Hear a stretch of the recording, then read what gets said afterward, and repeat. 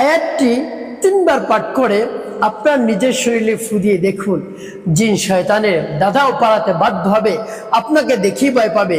আপনি যে রাস্তা দিয়ে হাঁটবেন সেই রাস্তায় জিন শয়তান আসবেও না। তার কারণ সেই আয়াতটি আপনার মুখস্থ রয়েছে। কোন সূরার আয়াত আমি বলে দিচ্ছি। প্রিয় ভাই বোনেরা, সেই আয়াতটি মুখস্থ থাকার কারণে জিন শয়তান আপনাকে দেখেই পালাবে। তো প্রিয় ভাই বোনেরা, সে আমলটি কিভাবে করবেন বলে দিচ্ছি।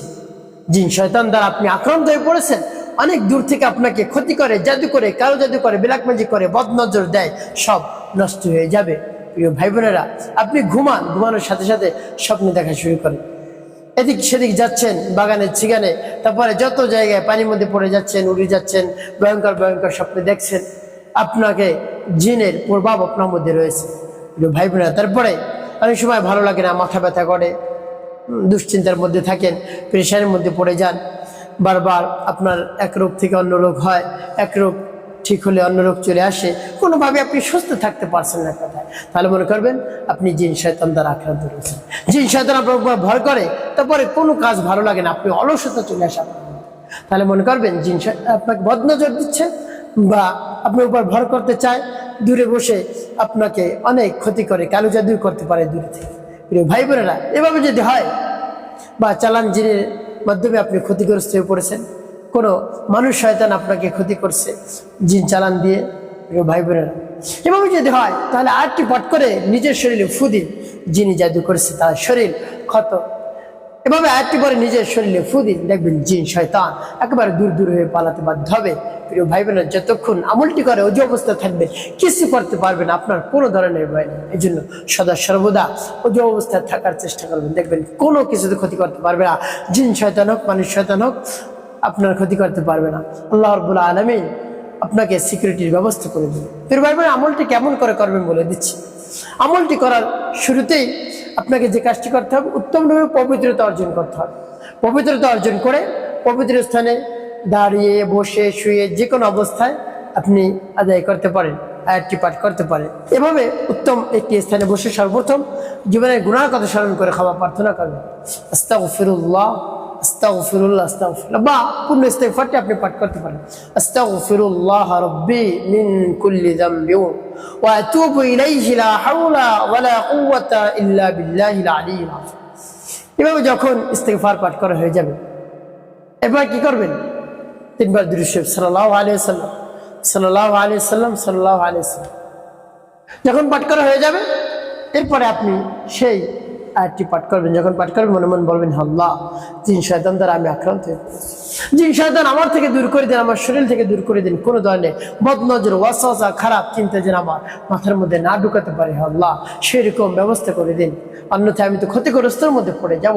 এভাবে রব্বি কারিমের কাছে মন খুলে প্রাণ ভরে বলবেন।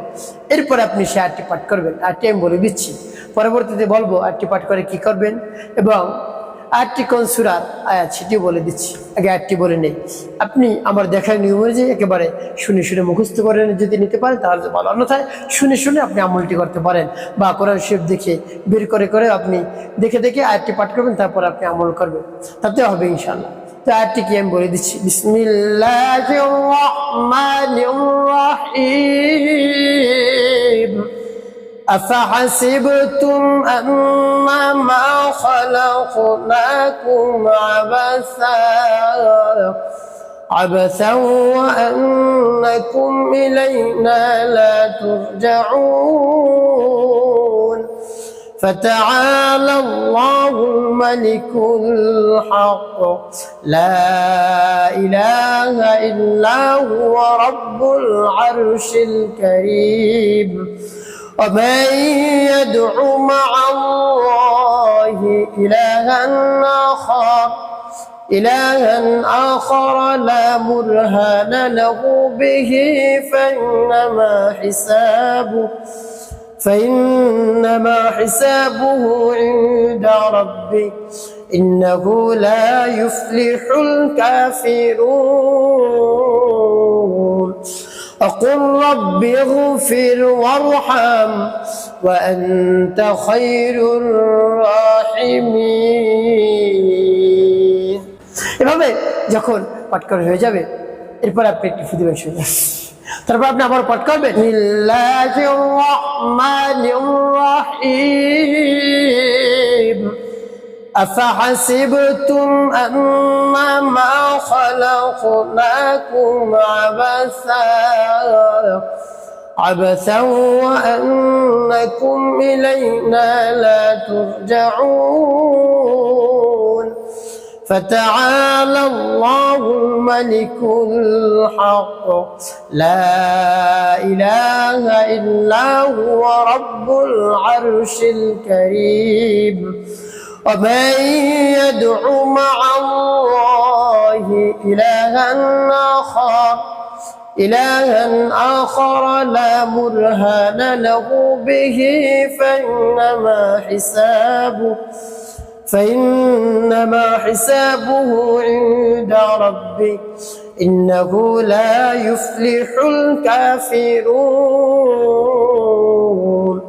وقل رب اغفر وارحم وأنت خير الراحمين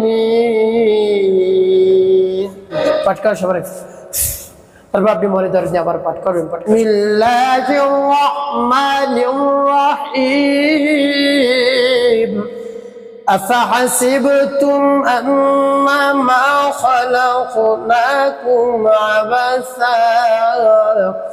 عبثا وأنكم إلينا لا ترجعون فتعالى الله الملك الحق لا إله إلا هو رب العرش الكريم ومن يدع مع الله إلها آخر لا برهان له به فإنما حسابه عند ربه إنه لا يفلح الكافرون وقل رب اغفر وارحم وأنت خير الراحمين তো প্রিয় ভাই বোন এভাবে কতবার পাঠ করবেন গুনি গুনি 3 বার পাঠ করবেন 3 বার পাঠ করে 3টি ফু দিবেন পর আপনি একটি দোয়া পাঠ করবেন লা হাওলা ওয়ালা কুওয়াতা ইল্লা বিল্লাহ লা হাওলা ওয়ালা কুওয়াতা ইল্লা বিল্লাহ লা হাওলা ওয়ালা কুওয়াতা ইল্লা বিল্লাহ এভাবে যখন পাঠ করা হয়ে যাবে আপনি একটি ফু দিবেন এটি ভাই বোন কতবার পাঠ করবেন এভাবে 3 বার পাঠ করে ফু দিবেন শেষে 5 বার দুরূদ ইব্রাহিম পাঠ করবেন আল্লাহুম্মা সাল্লি আলা محمد وعلى ال محمد كما صليت على إبراهيم وعلى آل إبراهيم إنك حميد مجيد اللهم بارك على محمد وعلى آل محمد كما باركت على إبراهيم وعلى آل إبراهيم إنك حميد مجيد اللهم صل على محمد وعلى آل محمد كما صليت على إبراهيم وعلى آل إبراهيم إنك حميد مجيد اللهم بارك على محمد وعلى آل محمد